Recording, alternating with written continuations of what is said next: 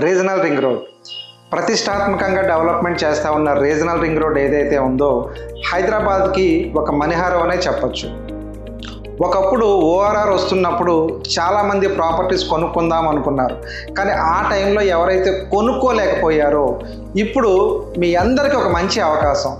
Regional ring road ఏదైతే ప్రతిష్టాత్మకంగా development చేస్తూ ఉన్నారో దానికి దగ్గరలో మీరు కనుక ప్రాపర్టీ కొనుక్కున్నారు అంటే ఈరోజు ఓఆర్ఆర్ను బేస్ చేసుకొని హైరేజ్ కన్స్ట్రక్షన్స్ కానీ విల్లాస్ కానీ ఏదైతే వచ్చి డెవలప్మెంట్ విపరీతంగా జరిగిందో ఫ్యూచర్లో త్రిబుల్-ఆర్ని ఆనుకొని డెఫినెట్గా హైరేజ్ కన్స్ట్రక్షన్స్ వస్తాయి, విల్లా ప్రాజెక్టులు వస్తాయి.